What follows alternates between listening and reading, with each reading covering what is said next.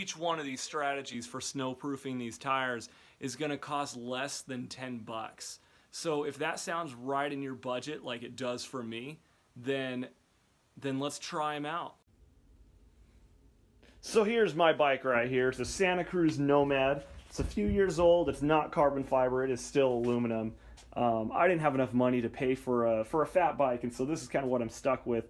My only other bike is an Urban 1-speed that's got 23 millimeter tires, so it's not going to ride very well in the snow and ice. But particularly of interest here are going to be these tires. Now these tires are definitely not snow tires. I'm too cheap. I just don't have the money. And, I figure I'm going to try to find ways to make things work. And so for those of you that don't have the money for a nice bike or for expensive snow tires or to buy the studded tires at $100 a piece, perhaps this is right for you.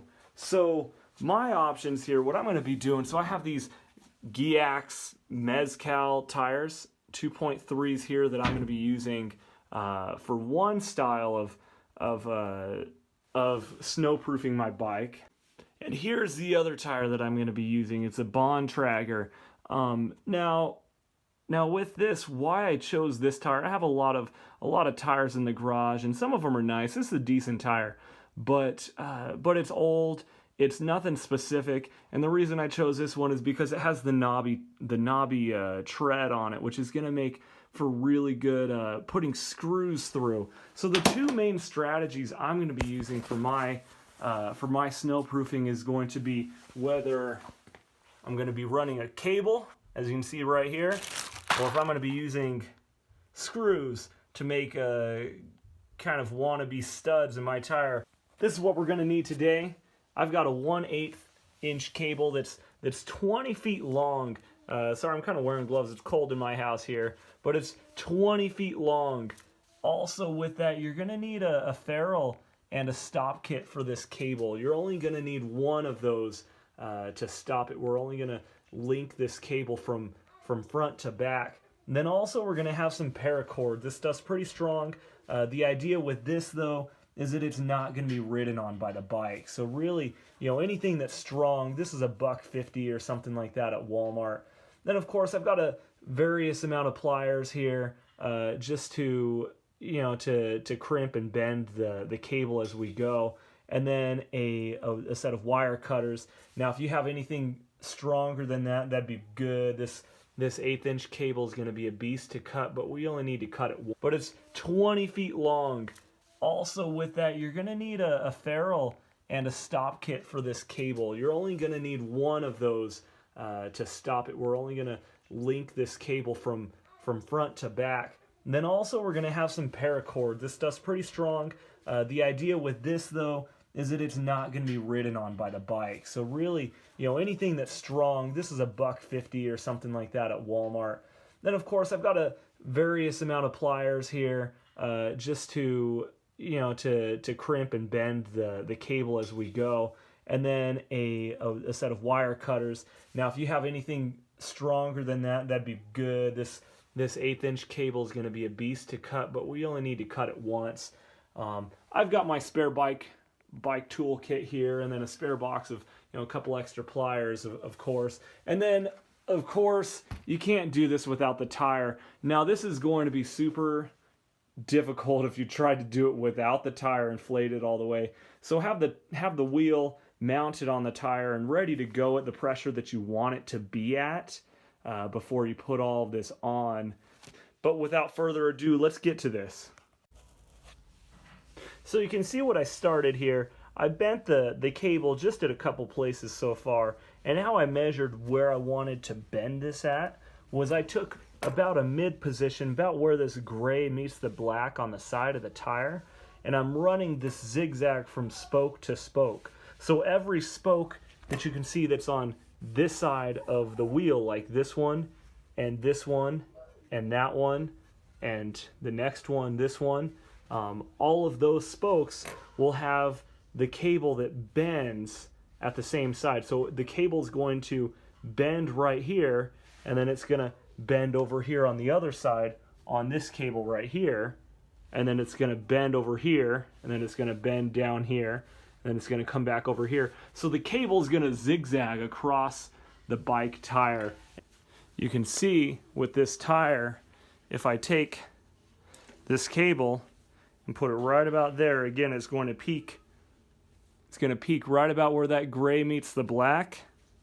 If I bring it over to the next spoke, you can see it peaks right there, kind of at the transition from gray to black. So you can see how I'm starting to do the zigzag pattern. All that I'm doing is I measured those first two kinks right there, and from there on I'm just repeating the same measurement. I don't have to like remeasure anything. Alright, so as I'm going through this, notice this first one right here, these first two bends, those are the first ones that I did, and I actually measured those. The rest of them I didn't measure on the tire at all. I just measured it relative to this. And so as I'm going through, when I'm making any individual bend, I'm measuring how well this initial measurement right there measures up to the one that I just did. And so if I line those up over top, and it's pretty close. It's right about there. And so I've got my 24 bends here. And the idea is now that I'm going to connect this beginning with the end of the other one. And so to make it the same length as all the other ones, you can see about where I'm going to have to connect this end to that end. It'll be right about there. Now before putting it together, you may want to make sure that this is all oriented the right way, that there's no twist in it. It'd be a shame to have it twisted like this and put it together and come to find out that the cable isn't actually straight. So make sure it's all like this one. It's all oriented kind of the same way. Right here you can see it's all oriented the same, and then put it together like that. And when you put it together, make sure mine's all oriented here. You'll want to have a little bit of overlap between where these two ends come out. So now I'm going to crimp it. So here's the extra cable that I have. There's I actually bent one more than I needed to. And I've got, I don't know, there's probably 8 feet of cable here, at least, if not 10. So when you do this on your own bike, I mean, depending on how many spokes you have, how wide your tire is, all that stuff, you may be able to get by with only 10 or so feet. So now I'm going to start trying to put this on my bike. So now to put this on here, I think the easiest way to do this is to lay a little section of the chain down on the ground like that, almost like you're putting chains on a car. You're going to lay a little bit down, and then you put the tire on, and then you're going to bring the cable all the way around the bike tire. Wow. Let me try that again. So I think when you're putting this on, I think the easiest way to do it is to lay the cable down and then just put the bike tire right on top of it, and then just go to wrap around the whole bike. At this point, it doesn't need to look pretty. You're just trying to get it on there. Now what I'm going to do from here is I'm going to grab each of these little corners here, the kinks, and I'm going to grab it with the paracord, and I'm going to wrap it through, and then the paracord is going to go around here through the spokes, and it's going to grab the other side, and then I'm going to pull it back through, and then I'm going to grab this next one right here, and it's going to get pulled through, and then to the next one, and so on around the whole tire. It doesn't have to be terribly tight right now. You'll be able to tighten it after you get all of the cable on securely. Right now we're just trying to get the thing on so that it's in place.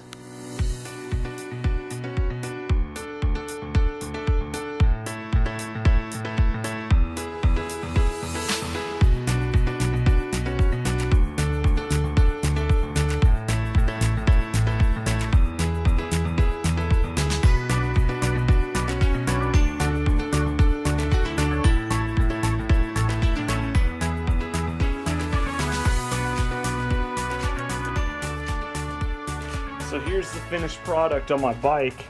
Not all of these cables are evenly spaced out, but I think it'll be all right. One thing I noticed is the clearance here in between the fork and the tire may be an issue. If you're running tires that are just barely clearing that fork, you might run into some problems. Mine only had a couple spots where it would just maybe rub a little bit. Right now it's not doing it. You can kind of hear some of the rope maybe kind of swooshing against it, but it's not, I don't think it's a big deal. We'll see. I'll ride around on it, see what I think.